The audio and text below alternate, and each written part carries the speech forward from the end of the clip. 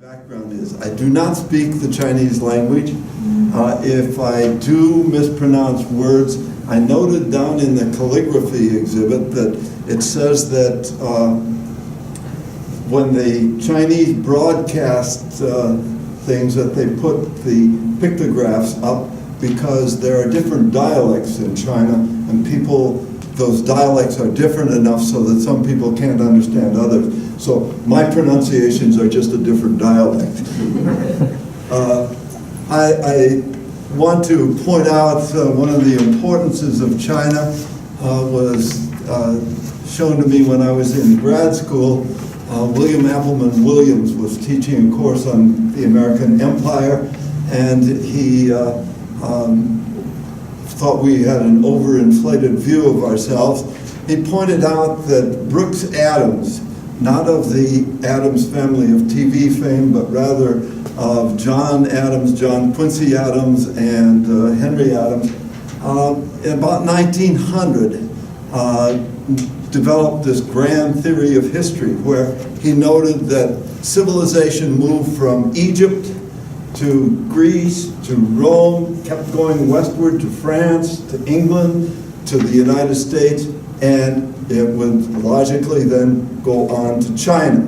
And so that is what I see some of the Chinese leaders today believe, that we are moving on toward the Chinese empire becoming the #1 empire in the world. I would emphasize also that Asia is very important, and the media, I think, does us a disservice by concentrating so much on ISIS, Iran, the Ukraine. They rarely mention China. Yet, where was President Obama this last week? He was first in Turkey, meeting with the G20, where he had extensive discussions about the world economy, including discussions with Xi Jinping, the president of China. And then he went to the APEC meeting in the Philippines, where again he met with the Chinese leaders, this time to discuss issues involving trade and also the South Sea China area, where China claims this is their inland sea, and the countries of Southeast Asia, these countries around here, have a different view of the ownership of that particular area. Also, we should note that this area that's shown on this map is the most populous area of the world. It has China with a population of 1,357,000,000 people. It has India with a population of 1,252,000,000, and it's predicted because of the OneChild Policy that China adopted years ago that India is going to surpass China in population. Indonesia is the fourth most populated nation in the world. It has a population of 249,900,000 people. We in the United States are number 3. We have 316 million people. So this is a populous area. 600 million people live in Southeast Asia, that is from Indonesia up to China along that peninsula. It is a major area in that way. Another thing to emphasize is that the major economies of the world, other than ours, are located there. The largest economy in the world is ours. The second largest is China's. And it's predicted that China's economy will become larger than our economy. It keeps moving about as to how optimistic or pessimistic people are as to the future. But it looks like they will pass us somewhere between 2020 and 2050. And in that, we should note that that does not mean that the per capita income in China will be as high as ours, but because they have a lot more people, the larger population will not bring them the same prosperity that we as citizens of the U.S. have. Also, Japan is the third largest economy in the world. South Korea has the 11th largest economy.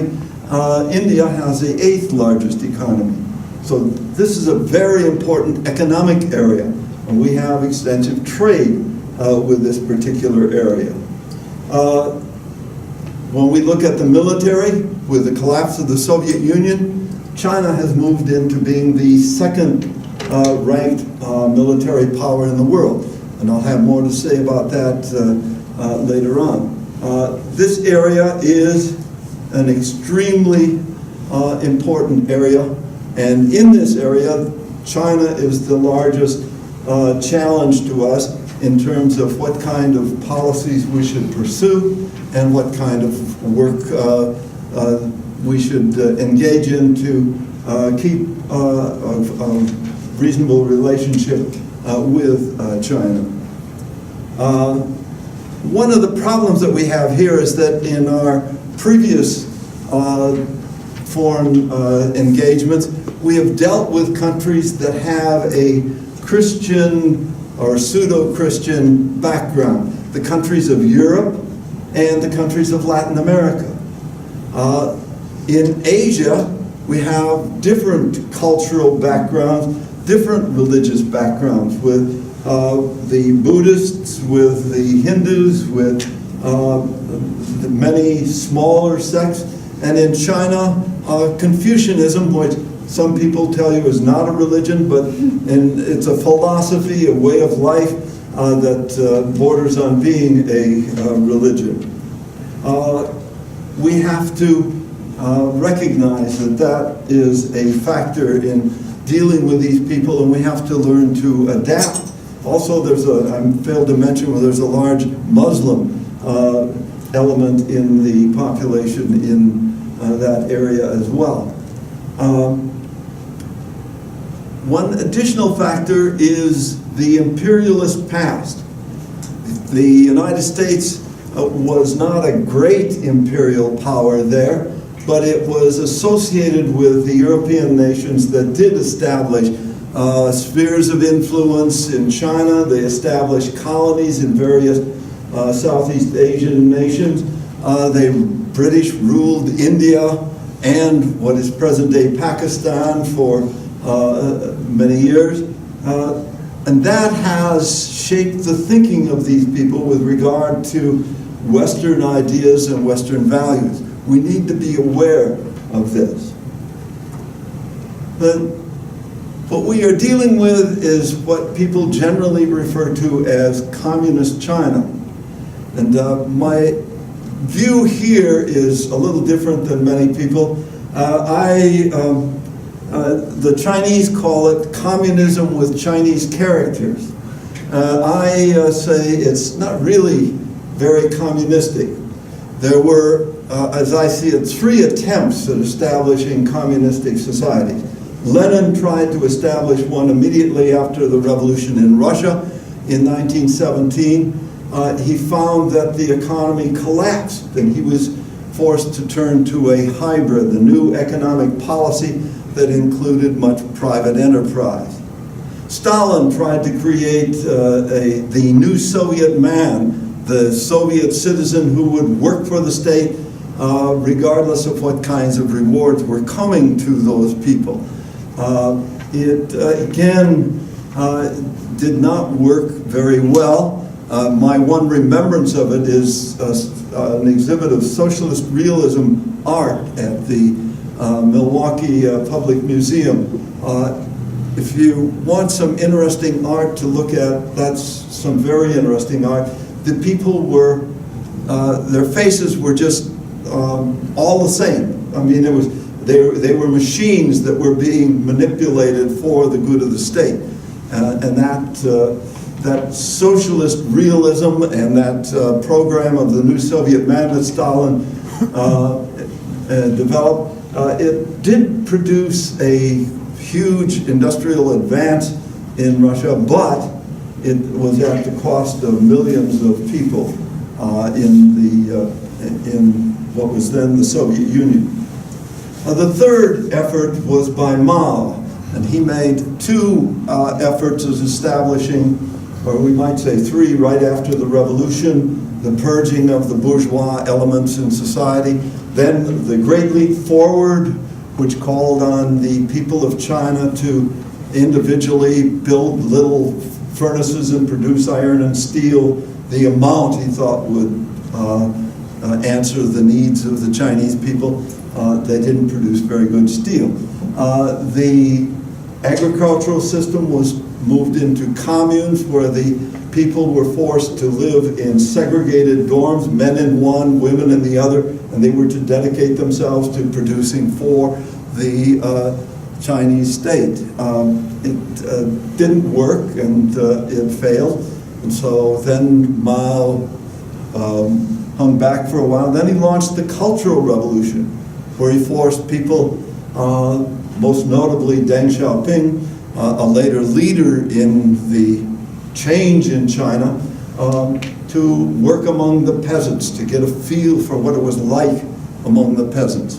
And this did not work very well. It created a major crisis for China as well. So I don't see that part of communism is there in the government. Instead, it is an authoritarian state with a strong Chinese nationalism and state capitalism as the economic system. First of all, the authoritarian state. The goal of the so-called Communist Party of China is to maintain power for the party. The emphasis is on this continually. The system is a top-down one. Xi Jinping is the General Secretary of the Communist Party and the President of China. One of the people I mentioned on the reading list, Daniel Lynch, said, given the way in which the party is intertwined with the government structure, there is really no need to talk about Xi Jinping as President or General Secretary. He's holding both offices and he's acting the same way in each case. The goal is to maintain the power of the party. Xi Jinping is the General Secretary. Li Keqiang is the Prime Minister. He's a second-ranking individual. They have what is called the Standing Committee. This is composed of 7 people who meet regularly with Xi Jinping under Hu Jintao and Jiang Zemin. There was a greater working together, consulting with these, but it appears that Xi has established himself as the power, and these people work under him to pursue things. The Standing Committee is supposedly elected by the 25-man Politburo. However, while they talk about power flowing up, it instead flows down, and the Standing Committee determines who will be on the Politburo. The Politburo is, again, according to the news, elected by the Central Committee, which is composed of some 350 people who are from various parts of China, but again, they are people who have been chosen by the Standing Committee and the Politburo. And then there is a National Congress that is held periodically. It meets and votes regularly on party policies. Most recently, there have occasionally been abstentions rather than unanimous votes, but the abstentions are usually just very few that do not talk to the general policy or accept the general policy. They also have provinces, Could I get the other map now? Provinces, and then under the provinces, local, county, or town committees. And so you can see the provinces of China that they're divided into, and these officials are appointed from above. They, however, developed local power, and they, given the vastness of China and its population, it's very difficult to control these completely, and therefore there's a great deal of corruption and problems at the local level. I'll talk about those in a bit. The requirement also extends the party's power into major companies. Companies that have 100 employees or more are required to have a party cell. And the chair of the party cell is generally as powerful as the head of the company, or in some cases more powerful.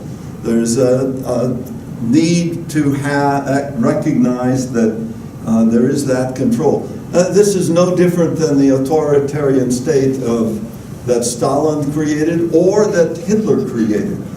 Hitler had cells, Nazi cells throughout Germany that kept tabs on the population, so that authoritarianism had that same bent. The great fear of the party is that there will be an uprising of the citizenry.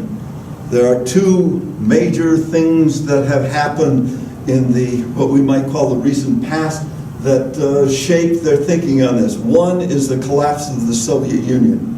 The Soviet Union was going along, and all of a sudden it introduced reforms, and during those reforms there was an uprising, and the result was the collapse of the Soviet state.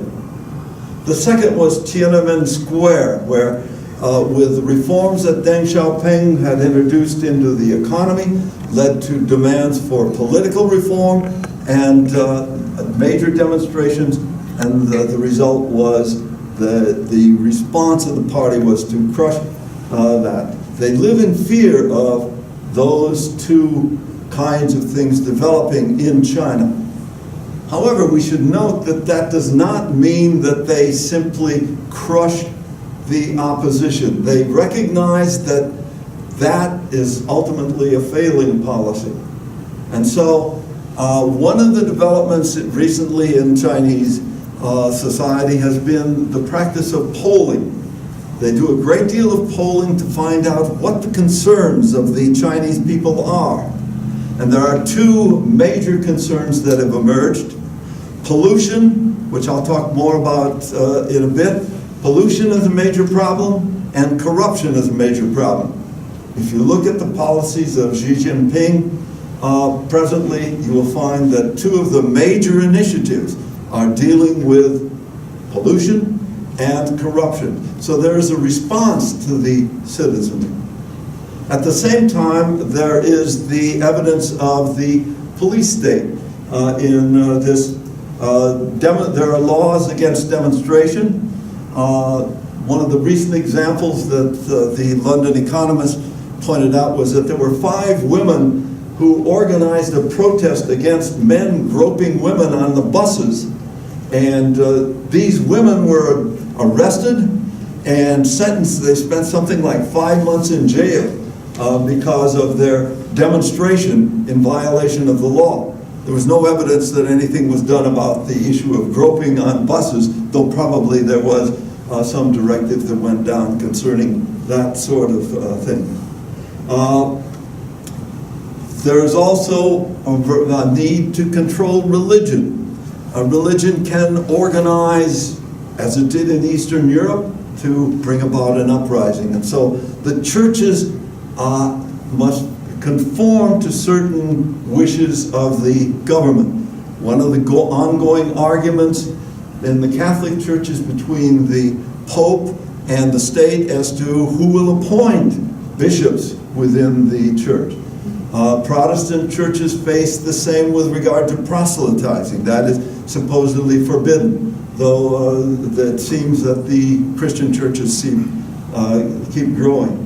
You may have heard of Falun Gong, which was a pseudo-religious movement a few years back that emphasized exercise and clean living and huge gatherings, and they occasionally would go down to the government to ask for something, and pretty soon Falun Gong was put on the list, and it has pretty well been crushed out today. The Great Firewall is the control over the internet. China does not allow Twitter, does not allow Facebook, does not allow those kinds of elements from the West to come in. Instead, they have their own versions which they permit to exist within China. And so there is that factor. Another element of this government in China is that of nationalism. Xi Jinping, when he came to power, started talking about the China dream. One of the books on your list by Lu Mingfu is The Chinese Dream. And it is a dream about China becoming the great power in the world. It is a dream of building up that power and creating a better system than the Western system, which they see as an arrogant and false one. It includes an element of Confucianism. Xi Jinping has visited the site of Confucius's home and birth. He has not visited the site of Mao's home and birthplace, indicating, I think, which one he puts first, though he is currently promoting a Maoist, a Marxist program in the education system. He does have that direction of Confucian thought. Hu Jintao, his predecessor, emphasized harmony coming out of the Confucian thought. One of the ways in which China is promoting its influence is through the Confucian Institutes. There are 480 Confucian Institutes in 120 countries around the world. These are something like the old AID program that the United States exercised back in the 60s and 70s.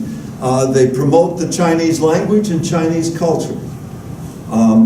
The interesting one is, I read just yesterday that the University of Chicago faculty has voted to eject the Confucian Institute from Chicago.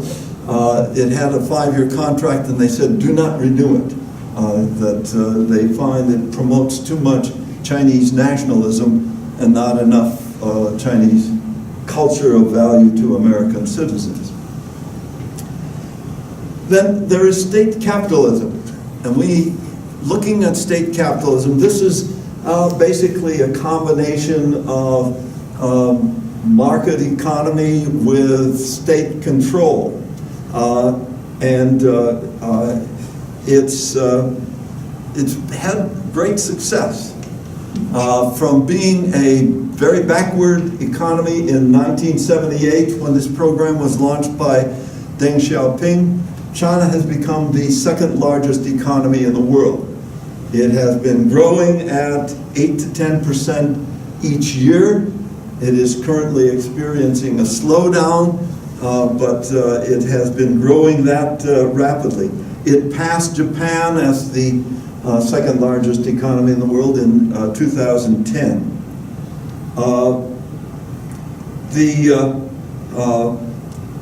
It has also raised 600 million Chinese out of the poverty level. It has created then a nation in which there is a growing middle class and fewer people who are barely or marginally subsisting. They still have 70 million to go, but in the 13th five-year plan, which was just announced, the goal is to eliminate that poverty. They are launching their LBJ poverty program now to eliminate that element in their society. Life expectancy in 1990 was 68. In 2013, it was 76. In 5 areas of China, their life expectancy of the people living there is greater than the life expectancy in the United States. So you can see they have made great advances in promoting that. One of the interesting aspects of it is that whereas death had been primarily from infectious diseases, it's now from strokes and heart attacks. Letting McDonald's and KFC into China is one way to get at them, I guess.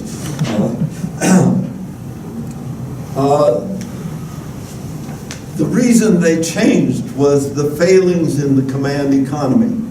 The command economy did not very successfully allocate resources. It did not motivate people to work. It ensured quantity production, but not quality production. And as a result, Chinese products were often known as very cheap products. That's now no longer the case, as I'll point out. Gorbachev and Deng Xiaoping saw the weakness of that system and saw the need to change. Gorbachev failed because of the ingrained bureaucracy in the Soviet Union. It overthrew the reforms that he proposed. If you're interested in pursuing that further, Gorbachev wrote a book entitled Perestroika, which is a very good read. It outlines the way in which the Soviet Union was going to modernize. In many ways, it offered policy suggestions that were similar to those that were adopted by Deng Xiaoping in the modernization of China. The result was that the economy was divided into state-operated enterprises. In the material that you read on Chinese economy, you'll read about the SOEs. That's a state-operated enterprises, and they are often very large, very bureaucratic, and not very efficient.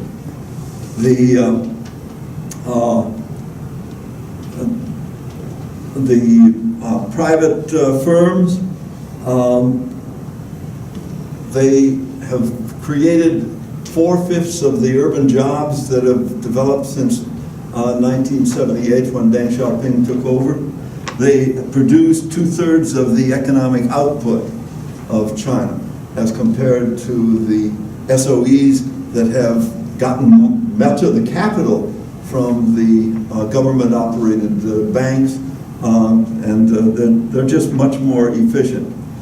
We should note that private firms, there's a question that comes up constantly for Americans who deal with these firms as to how private they really are. They often they are required, if they're large enough, to have the party sell. There are indications that they do the bidding of the government when it is in the interest of the government to suggest that they pursue certain economic policies.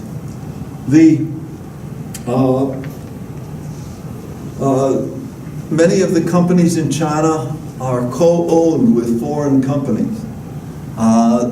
This is changing now, but originally, as the foreign companies would come in, they were required to share their technology with the Chinese companies.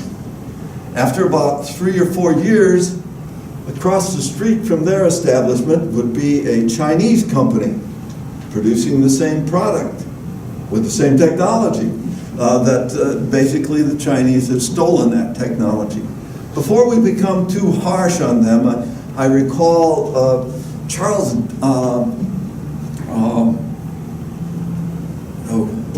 blocking on the name now, the author of Bleak House. What? Dickens. Dickens, yeah. Charles Dickens hated the United States, wrote a book in which he showed the United States was filled with money grubbers. And the reason for it was we did not have a copyright law. And so people would go to England, buy a copy of his book, come back and print it here and not give him any royalties. He later was invited to a speaking series here, and he made a great deal of money doing that, and so he was assuaged by that. But again, Americans did that kind of copying in our early stages. Once we became an established society, we began to enforce copyright and patent law. And that same thing is happening in China today. They're beginning to adopt patent laws and requirements that you not copy foreign technology without rewarding them for it. So that's a change that's taking place because the Chinese are becoming inventive as well. The Chinese companies have, under Deng Xiaoping's reforms, proved amazingly willing to help foreign companies that would invest in China to get the right workforce. Marv Lilly, who worked for Marathon Electric, talked to my class in the 1990s, and he said that the Marathon Electric was introducing a new product and they wanted the workers trained. And the Chinese immediately put up the funds to train those workers, sent them to the places where they would get the training, and they were able to produce the product. They didn't want to lose the business from Marathon Electric, and the Chinese workers were willing to provide that. Another change that came with Deng's reforms was that land was given back to the peasants in a sense. Ownership of the land remained with the state, but peasants were given long-term leases to the land. This is crucial because right now there's a problem related to that I'll talk about in a couple of minutes. They also put extensive investment into the infrastructure, whereas the European Union and India spend about 2 to 3% on infrastructure. The Chinese were spending around 8% on infrastructure. The Chinese have 10,000 miles of fast rail service. They, if you look at the map of their fast rail service, it's extensive. Their goal in the previous 5-year plan was to connect all cities of 1 million with fast rail. And China has over 100 cities with at least 1 million people living in them. So that shows how extensive it was. In many ways, I liken China in this stage to China or to the United States in the post-Civil War period. Our railway network expanded. We had more railway network than all of Europe in the 1880s. And the Chinese now have more fast rail service than all of the rest of the world combined. They also have very modern airports that are impressive, and they have very excellent transport from the airport to the inner city, so that you can, it's very, very efficient, and if you go through some of them, the American airports, you wish that we had introduced some of that efficiency into our system.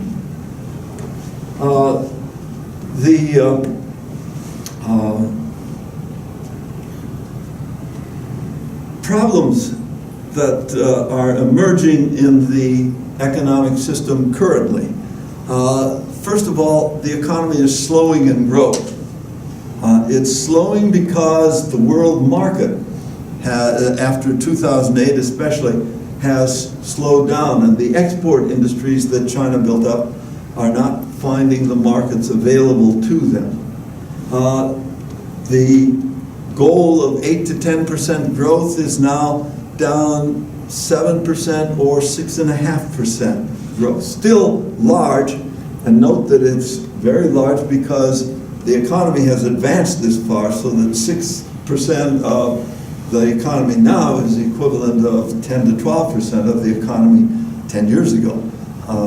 It's still a very rapid growth, but it's slowing down, and this is of concern to the party because they realize that maintaining power is dependent on satisfying the needs of the population. One of the problems that they have is that they are an overregulated society. In order to start up a new company in Beijing, you have to go through 11 steps, 11 procedures, and it takes something like 33 days. The average for Western market systems, Europe and the United States, Japan, is something like 5 steps and a maximum of 9 days to get started. And so the Chinese are looking at how to improve in that area. They also have the problems of pollution. Because of the lack of control, because of the desire to have growth at all costs, they simply ignored the problems of pollution.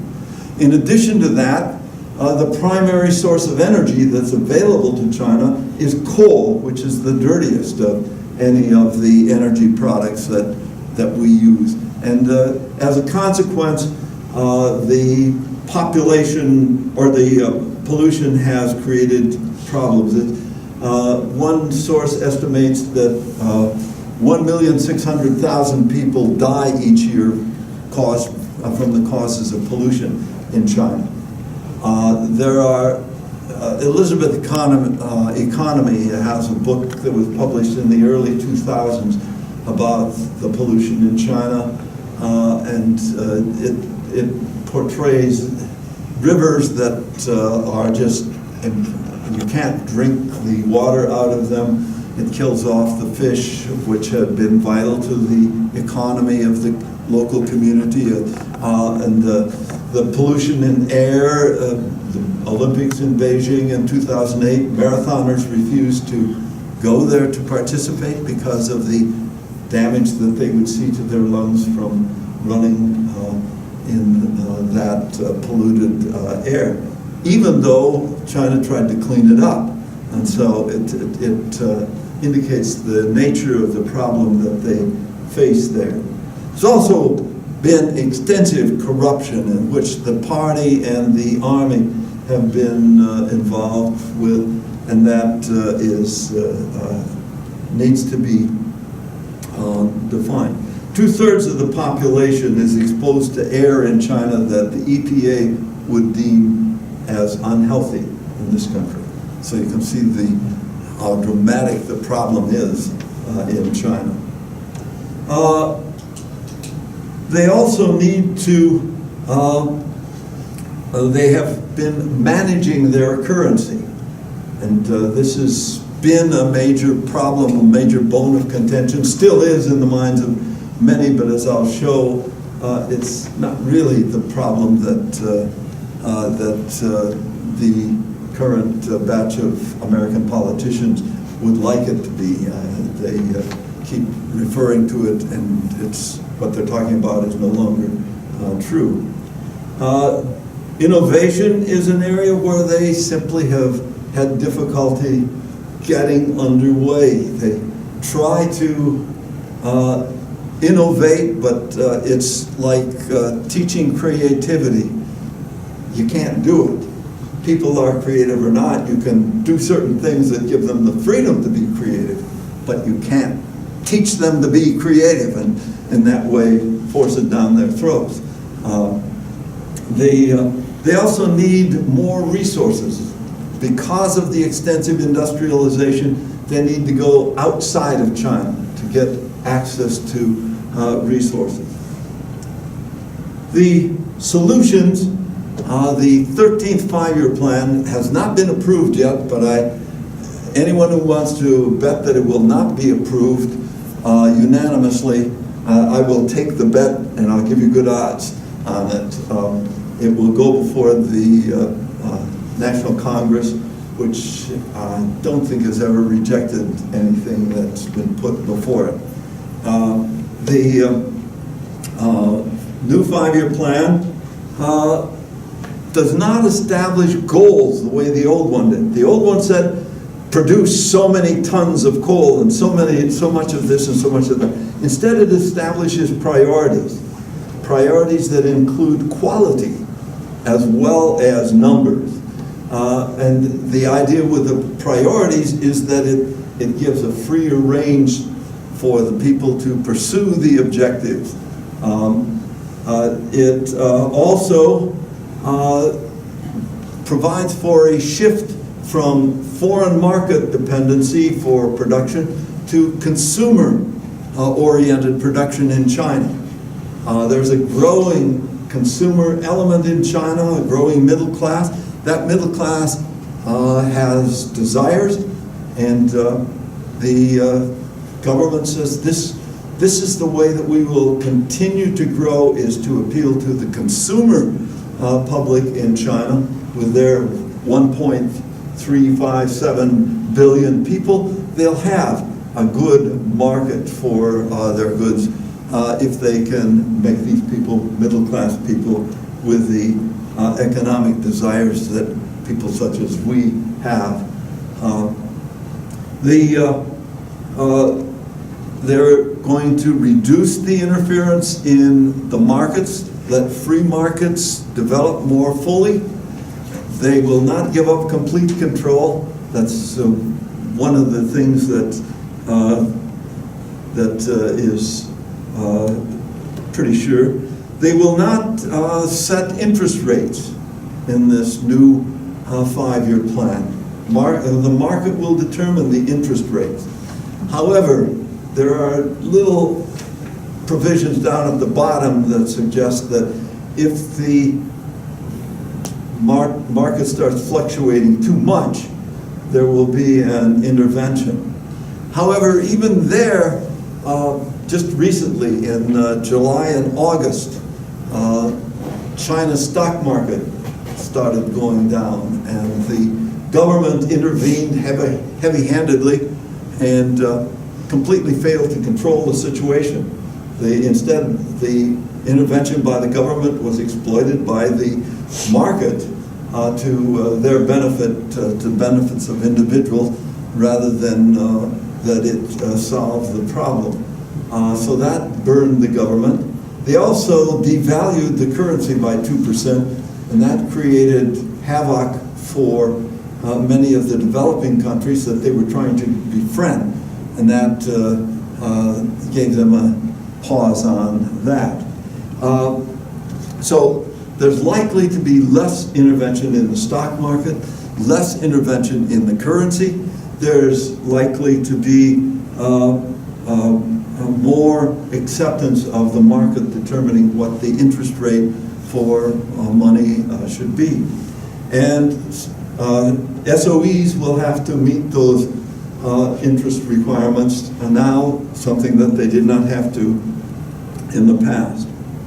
They also have tried to strengthen the yuan, their currency, so that it will become a part of the special drawing rights currency, basket of currency that the IMF uses as sort of an international standard. It includes the dollar, the pound, the euro.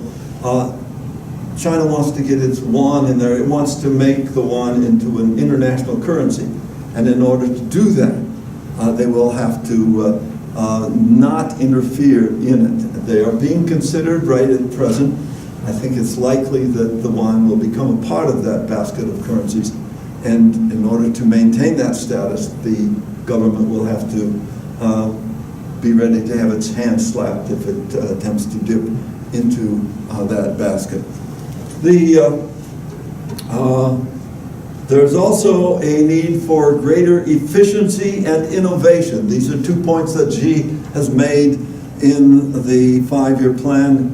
We are going to emphasize efficiency, which would reduce pollution, which would make China a better place to live. It would also make its products more efficient. One of the problems that they face is that wages in China have been rising, so that the Chinese worker earns double what a Vietnamese worker earns, double what an Indonesian worker earns.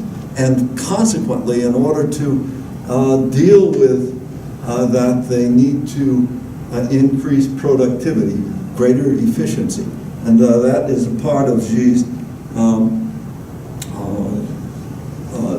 program. The introduction of innovation, we often misunderstand that. One of the things that's happening currently is that the Chinese are taking ready-made products.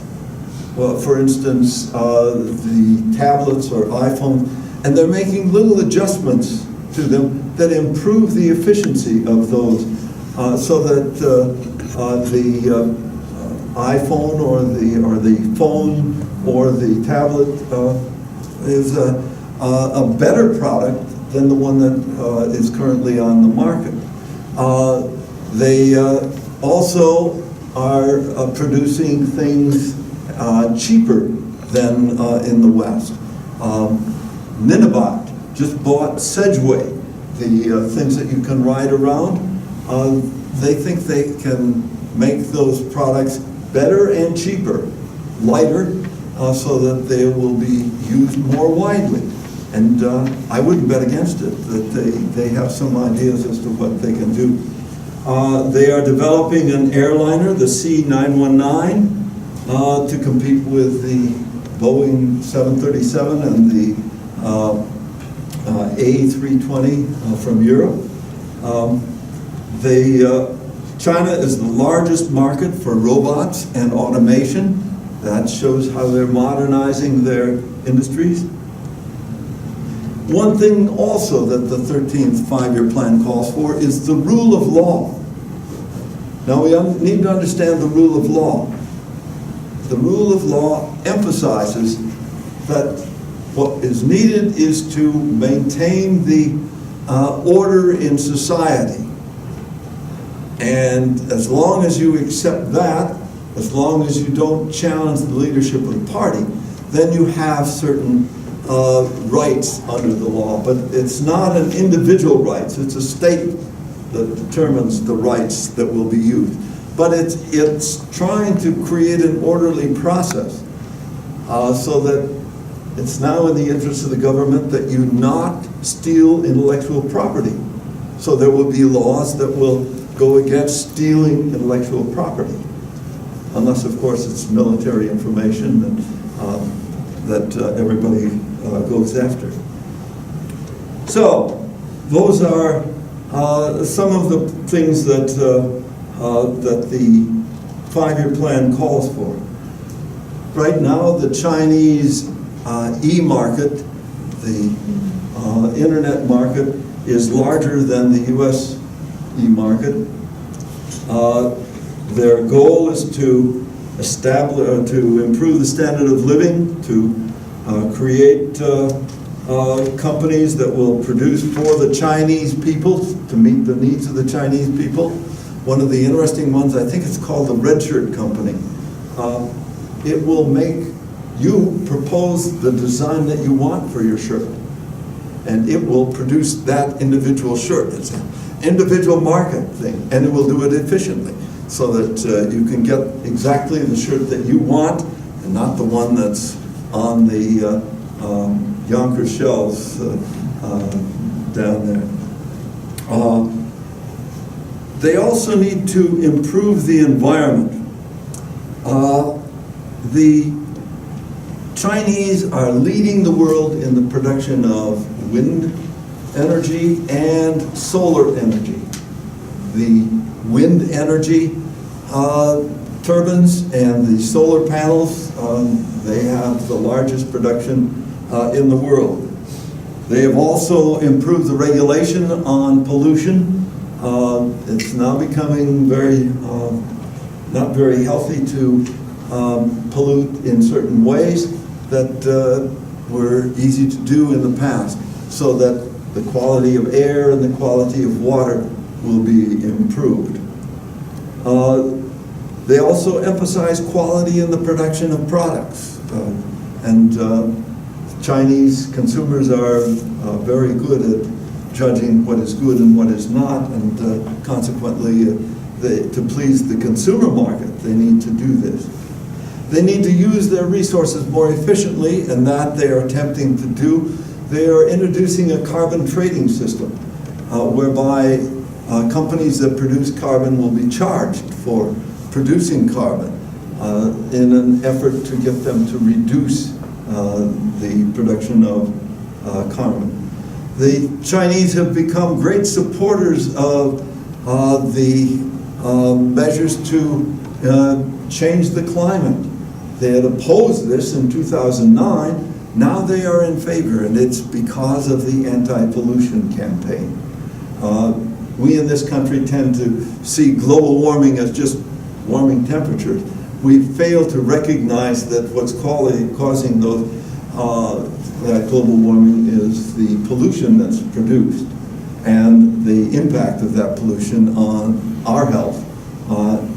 Again, that figure in China, 1.6 million deaths due to pollution on an annual basis, indicates the nature of the thing. One of the things that you have heard a great deal about is the one-child policy and China's effort to curb its population. Well, it's now at the point where its workforce has peaked. There are no more, the number of young people coming along is less than the previous generation, and so they're getting fewer and fewer workers. And the result is that in the 13th five-year plan, two-child policy is now the policy for society. The one-child policy brought about a shift in Chinese family values, in Chinese culture. The culture of China was based on the Confucian system, based upon a reverence for the elders, which we all appreciate, of course, or most of us. But now, being they have one child, the emphasis has been on taking care of the child and making sure that the child has good education, benefits that it needs, my notes, I said that this was a shift from grandparents to pampered brats, but that's a little harsh, I think. But it indicates the shift that's taking place. One of the results of this shift, the old system, the young people took care of the elders. That was their responsibility. Now, being there's one child that's getting all of the attention, that means that the grandparents are sort of superfluous. There's a need, the five-year plan calls for the construction of public and private housing for the elderly and programs for the elderly. They're beginning to see that they need to introduce the kinds of programs for senior citizens that you see in the United States and the European countries and in Japan. One further result of this family policy will be to change a system. It's called a hukou system, the residency requirement. Each person had to have a residency tag, and you were tied to that residency. migrant workers who moved from rural places into the cities had no rights in the city. They did not have rights to health and care. They did not have rights to education for their children. And so they left the children back in the village with grandparents or whoever. And the result was that this group of children became sort of a lost generation. And they're facing the need to reform the residency requirement. Exactly how they'll do it is not for certain, but there have been steps taken, and there are steps in the planning stages as to deal with this particular problem.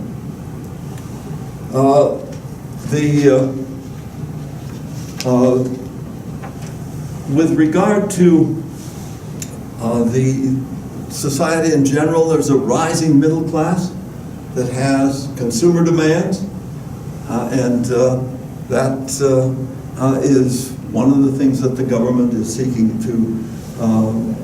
to satisfy. The Chinese government also is shifting its foreign policy because of its need for resources.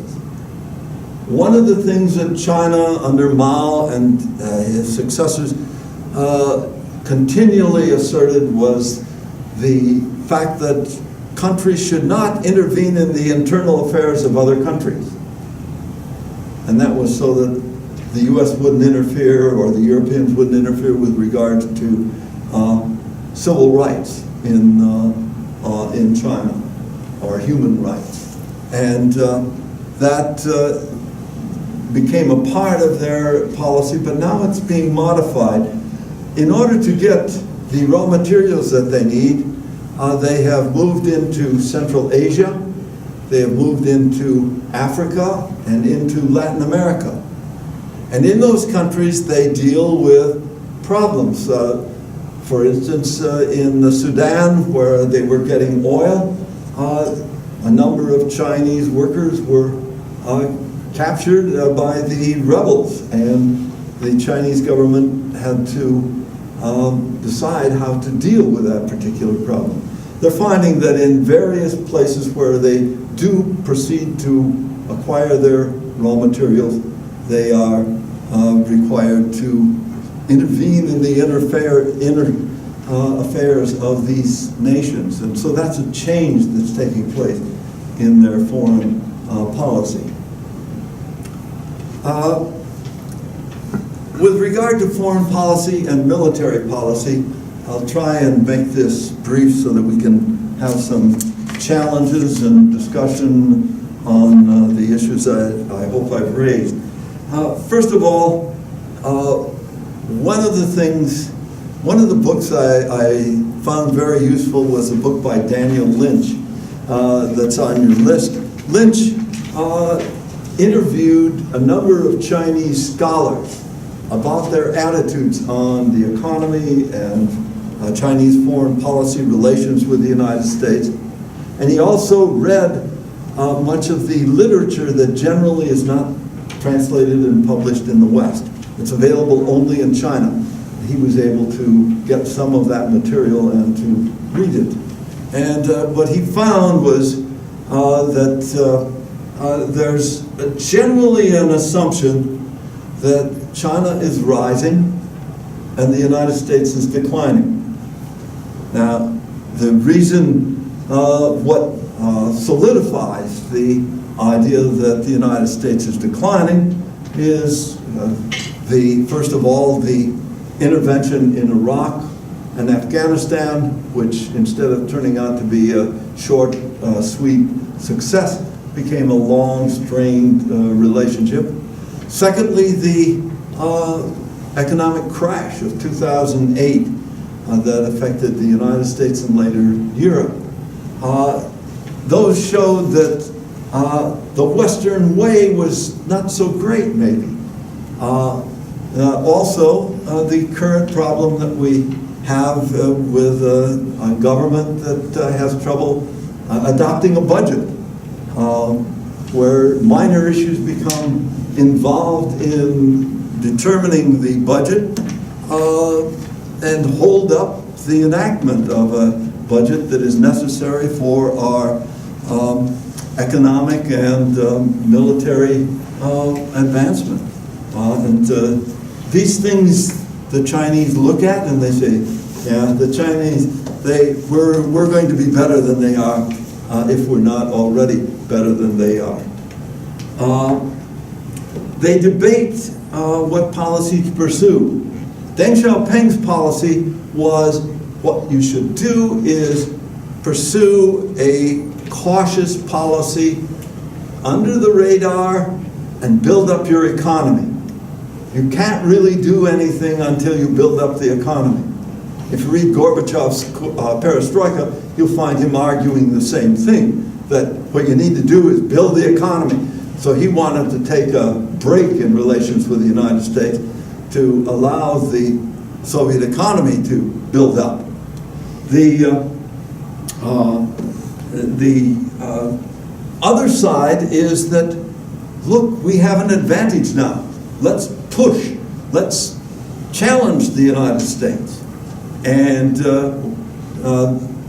take advantage of its weakness. That's one of the reasons why I think we are concentrating too much on ISIS, Iran, and the Ukraine when we should be concentrating more on this. Currently, China is expanding into the South China Sea. There are reefs there which the Chinese claim that they have historic rights to. Their version of history is, as I've read it, has some loopholes in it. I liken it to one of my favorite movies, a very cheap B movie in which Peter Ustinov was a star. He was the leader of a small kingdom of no economic or political significance, except that it sat in a spot where the United States and the Soviet Union both were interested in getting that control of that piece of land. And the plot of the story is that the American ambassador's daughter fell in love with the son of the Russian ambassador or Soviet ambassador family, and Ustinov was playing the matchmaker in it. And he said, well, I think what we need to do is have a major ball where we all get together. And he said, why don't we have it for Independence Day this Friday night? And his very efficient Secretary of State said, but Independence Day isn't until Monday. And Ustinov said, that's what I like about history, it's so adaptable. And that's what the Chinese interpretation of the 9-dash line, as they call it, appears to be. They have taken a very liberal interpretation of their historic claims. They have ignored the historic claims of the Philippines, the Vietnamese, the Malaysians, the Indonesians, and all of them are now challenging and they're welcoming actions by the United States. The United States recently sent a destroyer into that area to assert international rights of transit and sent some B-52s through that area as well to assert that right of transit. While the Vietnamese and Filipinos and Malaysians might not be out there waving flags about it, they are very satisfied with this challenge to China's position. The military, the PLA, People's Liberation Army, has been the dominant element in the military. It's over 2 million strong, and it is dominated, to give you an indication of its domination, the Navy is called the PLA-Navy. And the Air Force is the PLA-Air Force. However, Xi Jinping is challenging this. First of all, he's trying to ensure that the leadership of the army is accepts his leadership, Just recently, one of the top generals was arrested for corruption, and they took 10 truckloads of artworks out of his basement that he had managed to accumulate on his military salary. Well salaried there.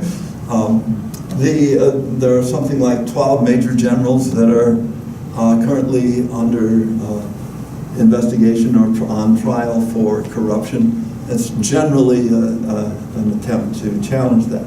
Secondly, the Xi calls for the modernization of the force, making the army smaller but more mobile and having a better strategy for engaging in the kinds of conflicts that exist today. And said, old army that has not been used, now he's saying we have to get ready for modern war, and he is modernizing the army. He's also building the Navy. The Chinese bought the Soviet aircraft carrier, and then they developed a plane that could take off from that carrier, and now they are constructing 2 new carriers. They've expanded their submarine force. They have 1 ballistic missile submarine capable of sitting off our shores and lobbing nuclear weapons onto our soil. They're constructing 2 more, so they'll have at least 3 of those. They also have quiet electric diesel submarines that are excellent for protecting their coastline against our fleet. It's very hard to detect these conventional submarines that operate under those systems. They are also developing modern missiles that can be used against our naval forces. They have ICBMs, 250 of them. To those who want to get tough and crush China, well, you might have to do without a few American cities if you're going to do that sort of thing. I think this calls for delicate thinking, not the kind of challenge. It's much like when we were dealing with the Soviet Union. We knew that if we pushed them too far, that the result would be a nuclear war, which would not be to our benefit, nor to theirs. But there is that possibility that this could come to that, and it's best to deal with these issues with common sense rather than loud titles. The Navy is needed because they also need to defend their oil lines. They receive oil from Africa, from Venezuela, from Central Asia, from Iran. Much of that oil comes in over the ocean, and they need to protect those sea lanes. They're considering constructing a canal through Nicaragua that would bypass the Panama Canal, enabling them to get to the oil in Venezuela. They also, because they need iron ore from Brazil, have been constructing a rail line that would run from Peru on east into Brazil and transport goods out that way, shortening the ocean route. They also are planning what they call the Silk Road economic belt. They're trying to revive the old Silk Road that took goods from China to Europe, and it would go through Central Asia. They're building rail lines that would go up through that area and give them access to Europe by rail rather than by sea. They also have what they call the 21st Century Maritime Silk Road, which is the Navy-prepared route. They also have a rail line that runs, it's the Chinese-Pakistan economic corridor, which runs down through here to the Indian Ocean. They have a port, Wadar, that they've rented from the Pakistanis, and will give them access to the Indian Ocean from the western part of China. with regard to when the Air Force has developed the J-20, a stealth fighter, it looks amazingly like the F-35, and there's some indication that they pilfered some secrets of the F-35 from us. However, just recently the Russians complained that the Chinese had been stealing information about their advanced fighter from them. So probably it's the best of two possible worlds combined in a Chinese fighter aircraft. So we'll see about that. With regard to American relations with China, I think the current policy that both the Bush administration and the Obama administration have been pursuing is that of trying to come to an accommodation with China. It's too dangerous to deal with the issues on the basis of we'll go to war to solve the problem because of nuclear weapons. And each of us have the ability to destroy enough of the other so that life would become unrecognizable. And that then means that we must find some other accommodation. The Chinese are obviously going to be advancing, growing, and to deal with them from the American perspective with arrogance, I think will be counterproductive. By the same token, it takes two to tango. And one of the books on your list by Liu Mingfu, The Chinese Dream, he's a retired Army colonel teaching at the Chinese National War College. And he says there's no way we can avoid conflict with the United States, which is a rather frightening position. So I think there's an arrogance and an interpretation on both sides that needs to be toned down in an effort to establish a working relationship, one in which we recognize that we are not going to run the world. We are not numero uno. We don't need to run around with our finger up in the air saying we still are very strong. We still are very economically, militarily, we're the top ones in the world. But other countries have the ability to inflict damage on us that requires that we use common sense in exercising power judiciously. And I think that that's the basis on which foreign policy needs to be directed. Well, I've not done lectures for a long time. I ran over what I considered the appointed time, but I'm willing to deal with challenges, with questions, or whatever. We have a Chinese student here, at least one. I don't know, are there more from China? But she is from the northeastern part of China. She did. Right up in the orange one. The orange one, okay. Right on the border of North Korea. She said it's 45th parallel. She didn't have to bring different clothes or buy different clothes because she has them from the climate in China as well. So, welcome. Now you've heard the American perspective. Yeah. I have a question about North Korea. China is so close and Europe is so close.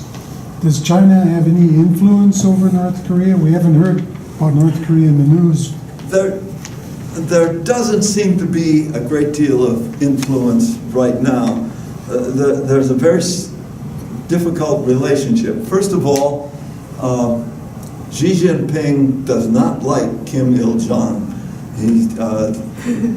The two do not get along together at all. And Kim has not been invited to China. The president of South Korea has been invited to China. That is a direct blast in the face of Kim Il-jung. The Chinese do not accept refugees from North Korea.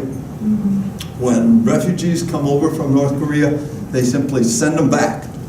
They know that many of them will be executed or imprisoned, but back. We don't want you. Stay away. Because a lot of people just cross the river, come to my hometown, they come to China. So we can't accept too much people. Yeah, it's just, the policy is not to accept any and to send them back.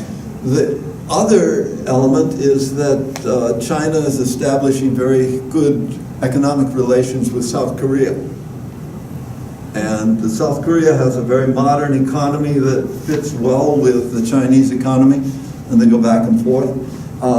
Both China and South Korea share an animosity to Japanese nationalism. Korea was a long-time colony of Japan's. The Japanese tried to force the Koreans to adopt Japanese names. They tried various ways to subdue them. They bring Koreans to Japan and treat them as peon labor. They do not accord them a welcoming mat. The result is that the Koreans, many of the Korean women were comfort women for the Japanese troops in World War II. And the Japanese nationalists have never admitted that problem.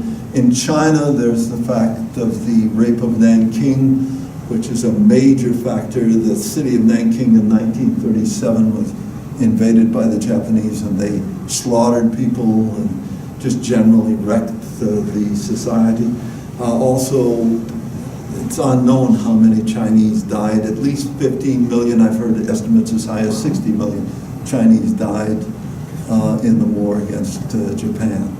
And the Japanese nationalists have not been willing to confess up on it. In fact, they alienate both the South Koreans and the Chinese by visiting Yasukuni Cemetery, which is where the war criminals, Japanese military war criminals, are buried. And that's a slap in the face to both societies. And then remember that one of the elements of this authoritarian government is the nationalism, and so they use that against the Japanese as well. Yes?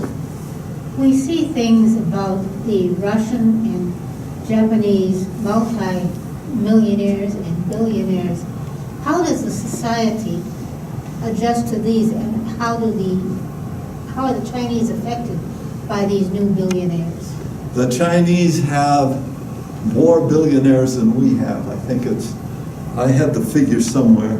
I don't have it handy right now, but they've got, it's 360, 70 to about 330, 40 billionaires that the Chinese have. And these billionaires, many of them made their money in corrupt ways. They're resented for that. And their children, just like the children of billionaires in this country, they drive Audis, the sports cars, Porsches, and you know, they have nothing but the best, and they get their education in the United States, and they flaunt the parents' wealth. And so there's that uneasy relationship. At the same time, some of them are like one of the local citizens, Marissa Mayer, head of Yahoo. She made it by working hard, being in the right place at the right time. There are many of these people who have founded the companies that are on that list that I gave you.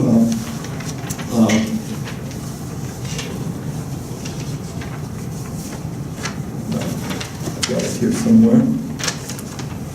Oh, yeah, thank you. I get that. Baidu is the counterpart of Google, and it's branching out like Google is into a wide variety of areas. Alibaba is an Amazon-type company, has the PayPal system and so on. Dajiang Innovations produces over half of the world's drones. The heads of these companies started out generally pretty small and have advanced through their hard work and their intelligence and so on, just like some of the billionaires in this country have. And in a sense, I think they're probably admired in China. Now, because of the connection with a party cell in your company and so on, there was always the danger of getting into a corrupt area. And so there are some of them that ventured over and became corrupt. Most people do not believe that all of them could be free of some kind of political taint. And so they're there.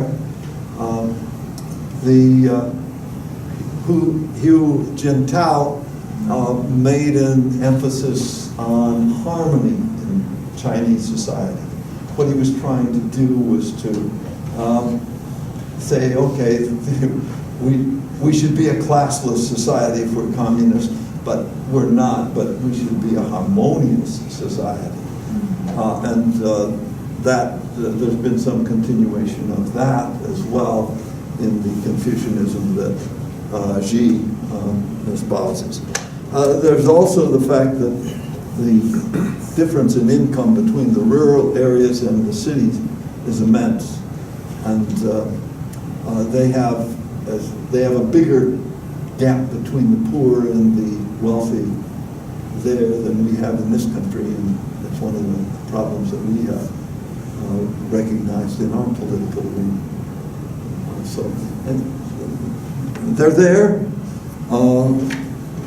There's always a little suspicion, but they're accepted, and generally they're viewed, some of them, as being very important because of what they've done. Yes?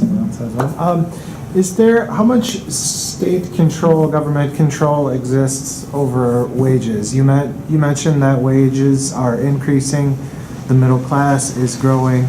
Certainly a lot of companies here set up plants in China because there's cheaper labor. How much of that is state controlled? Is there anything similar to a minimum wage that we have, or is it just is it more free market? There's not a minimum wage, but there's a sense that unions are not. There are unions, but they're state-controlled unions, and they do not protest for higher wages. However, there's been a number of incidents.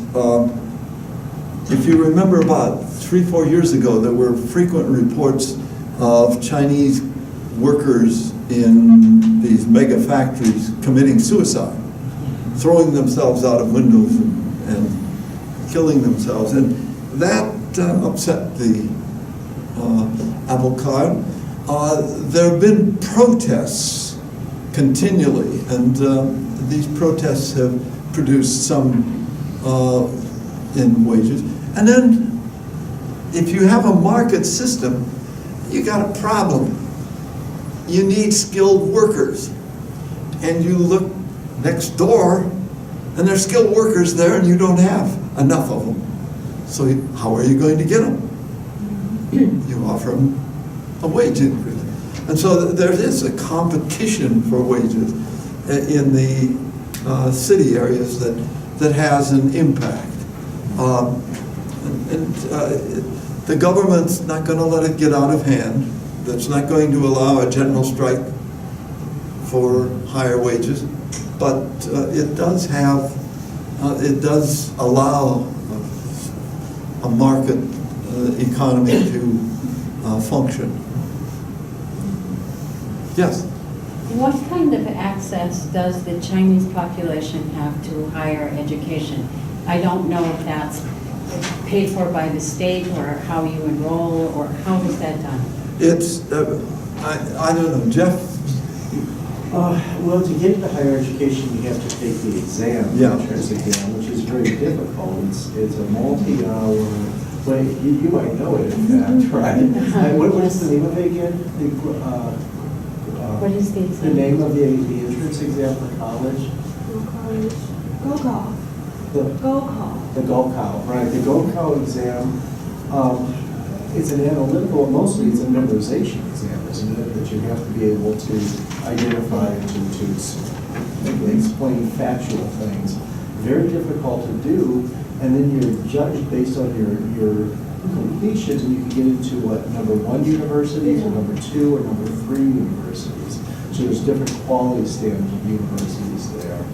The percentage of students, I don't know right now, but it's very large and it's growing very quickly. Yes, and it's expanding. And then the cost of that is covered by the state. That I don't know. How do you pay for college? The cost of college? Do you just go because you passed the It's test? cheaper than the Everything is. But I mean, more cheaper. yes. It's much cheaper. Much But cheaper. yes, I think the family still pays for it. Okay. But it's a lot cheaper than here, and there's lots and lots of professors from all around the planet who go to work in China because there's jobs. Yeah. And the universities just expand at tremendous rates. Yeah, the major American universities have established branches. The University of Chicago, or University of Wisconsin-Madison has a branch in one of the major cities. Yeah, but it's, but they have problems in the university. It's very easy to do STEM fields, anywhere on the planet, engineering, math, science. Those are the easiest curriculums. Not it's easy to be in those curriculums, right? But it's the easiest thing to establish. Very hard to do humanities and social sciences. And so like most countries, the Chinese education system is very weak in social sciences, very weak in humanities. I took my students from UW Marathon County there in the summer of 2014 down young in Harlan Province. And the students there had very little knowledge of Chinese history, let alone anyone else's history. Now, they had sometimes good technical skills in English, and they had good math, and they had good science, which are, again, tend to be in most places very rote memorization sorts of learning programs. You go to the humanities, it's a lot of deep analysis, and they're not trained for that. And so there's just very weak knowledge of things outside of the STEM fields. And so that's really a great area where American and Chinese universities could collaborate together. And actually, the United College is working on that. Xi just indicated that would not be a good idea because they sent out a directive on making sure that Marxism is covered in the university. I cover it every semester. And they have 27 textbooks that the university is to report to the government on how much they're used and who uses them and how they use them. So the professors are on the line as well with regard to that. One of the things about education, middle-class families often send their children to special school or to separate schools after school. They go to regular school and then they get more. But one of the interesting ones is Lego established a system in the major cities. They said, we teach creativity. So they had these Lego places where these kids would come in and build things and and exercise creativity, and it was an immense success. And then again, many of the Chinese students come to the United States or go to Europe, I think we have 274,000 Chinese students in this country, or ahead of last year, and Britain has 50,000, and then the European countries have scattered amounts as well. How many right here in Wausau? I don't know. However, Chinese. I just know few Chinese here. And some work for the ginseng company, some work for restaurant. Yeah, I'm just struck with the last part of this conversation. It seemed implicitly to point out the fundamental weakness of the whole communist philosophy, and I don't mean that in a right-wing sense at all. I mean that, as Jeff was saying, in regard to the diminishment of the humanities and the emphasis on the engineering and other technical skills, where the kind of society that's built ends up being a Lego society, right? And it is not the fundamental vision as I understand it of Marx and Engels, for instance, or of the other revolutionaries of 19th century. No, I mean, Marxism was way away from what Lenin and Stalin and Mao attempted to do, and what's going on now is way away from them. So this is a middle-class technological dictatorship. Well, that's what I tried to say, yes. with emphasis on maintaining control. Absolutely. Well, that's the middle class. And you know, it's technological I forget the title of the book now, maybe Jeff knows, but there's a study back in the 1970s or 80s comparing Hitler and Stalin regimes and how the authoritarianism of both, they were actually very similar in nature. Yeah, there've been several people who look at those at the same time. So. But there was one that specifically dealt with this and was a hit for a while. But this idea of rote memorization, that's something that exists in many education systems. Fareed Zakaria, the editor of Time, came from India, and he had received an excellent education there and was a top student. And he had heard about the problems of American education, so he came over here to graduate school, and he was going to blow the American students away. This is his admission that he wrote up. He said he almost flunked out the first semester. He realized that what American graduate students were doing was dealing with problems, and he was trying to memorize everything. And it didn't work, but the American students were succeeding, and they were producing the products that our society is known for. You know, that everyone is trying to emulate our university system and our products, because we have that element of, okay, here's a problem, how do we deal with it? I wanted to ask you a question. How long have you been in this country? Okay, not very long time. But what's the strangest thing you think about America? Education is the most one. I'm a kindergarten teacher in China. Oh, You know, in my childhood, teacher just teach us how to remember things. In the kindergarten, we just we're not creative. We just try to learn. Right. It's in my childhood is most different.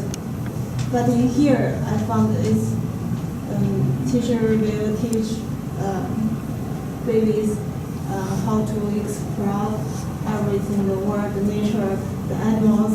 But we just see the pictures. This is a giraffe. This is elephant. We just try to remember it. So that's why in the college we have different logic. I found this is really, really, really different. thank you. Yes. Harlan, have you ever seen anything that you would draw as an analogy to the U.S.-Chinese relationship today? And I'm thinking about this. You know, the United States since 1945 has been the most powerful country the world's ever produced, right? even when the Soviet Union was in existence, everybody, most especially the Soviets, understood that they were very much second fiddle. And that this bipolarity wasn't two equals in any sense. Since 91, the Soviets are gone, and now just very recently, China is emerging, and the United States is worried about its dominant position. That global policeman role, the idea that the U.S. has interests everywhere is well cemented. And now China's up on the rise, and Americans feel a bit threatened by that. China wants respect for what it's accomplished, and with the view that it's going to accomplish so much more. Now, what's really kind of different, though, is I can't think of a real good analogy. I've got kind of one in mind, and I'll see if you come up with the same thing. But where in the up-and-coming country, the elites of it want to send all their kids to the schools of the country that they're seeing as their most important rival. You know, you talk to middle-class Chinese parents, and they'll dump as much of their resources into the child's education as possible. The ideal goal in the end is if we can get them to a British or an American elite school. You know, when I was in China with my students, I was meeting party officials and industry people, and it was hard to tell who was who because they often wore many hats. And they all were bragging about the kids that they had in the American Ivy League or in the California system or University of Texas or something. You know, so something that they consider to be the badge of their accomplishment. Not China, but their kids in America, that's where you want to go. And so then, can you think of like a case where you had that kind of a great power rivalry where the second power was wanting their kids to be more like the kids of the first power? The closest example I can think of on the spur of the moment is the United States and Great Britain. That's what I was thinking. And the thing was that you went to graduate school in Oxford or Cambridge. Sure. And there was the rivalry, but it was always kind of because of our common background. It's different than this because the Chinese culture is different. One of the things that the Chinese constantly say is, you are trying to impose your culture on us, especially with the international system. But one of the things that one of the authors I was reading pointed out was, that system since World War II has been amazingly successful for the world. At the end of the war, Europe was in destruction, Japan, China were in destruction. What emerged out of this system was a Europe that became relatively prosperous, a Britain that revived and built up, a Japan that emerged as a major factor. And the Japan example is, I think, a good one in that one of the things that we stressed was a world market, a free market. And the Japanese took advantage of that, only they didn't free up their market, and we let them get away with it. And so I think it was James Fallows, who writes for the Atlantic, had an article in which, or a book in which he pointed out that that model was what was being used in Southeast Asia and South Korea to build up their economies, access to the American market. And then Deng Xiaoping, access to the American market. And it created economic societies. And one of the results of it is, an interesting one, wages in the United States for workers have been declining. But the average worker's income throughout the world has been going up.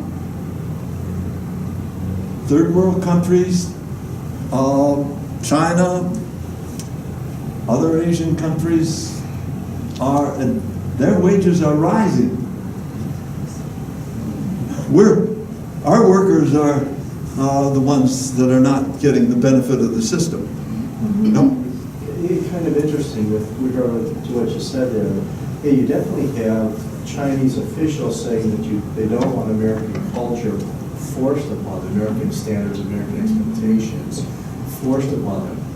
At the same time, right here in Wausau, we're building relationships with Chinese school districts. So ultimately, we can get as many students as American host families are willing to take. They want to send Chinese students here in high school to learn American culture, to learn American colloquial English, so that they're not just learning the technical skill, but trying to understand how Americans think.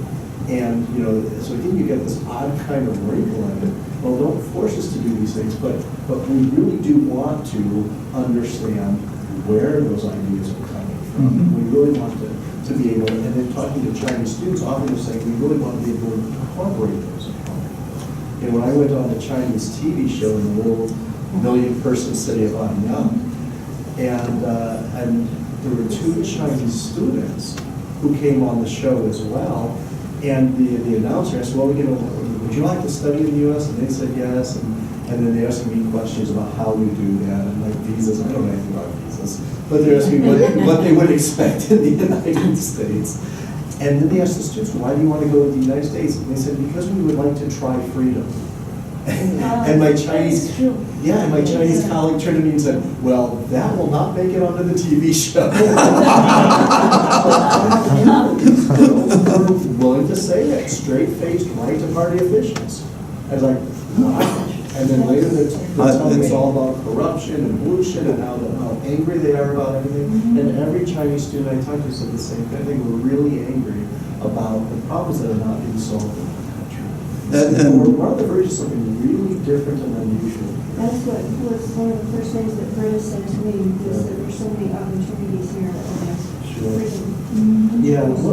Opportunities and an internet that isn't, that's censored by Facebook and Google and the rest, but not directly by the government. I think the view here is freedom, because they have some own culture, they have some limited in my mind.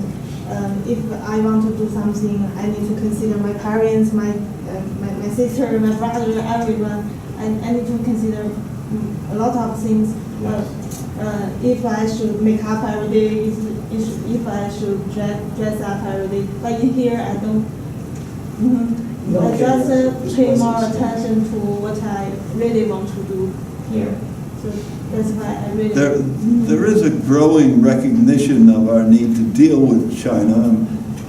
My grandson goes to school in Woodbury, just across the river in Minnesota, and Woodbury has a program. He's in 9th grade now, and this is either his 3rd or 4th year of taking Chinese.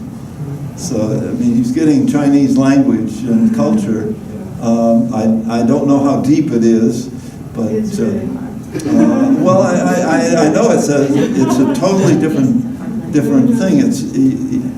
It's not simple learning another alphabet like Russian would be, or of learning different words for using the same alphabet. It's a pictograph, and the exhibit downstairs is good. You might go through it if you haven't, and check out the information there. It shows you. But I think we might need to cut things off. We're gonna close in about 15 minutes or so. oh, okay. Well, Thank you I'm so much. sorry. Thank you. Sorry to run over. Thank you all for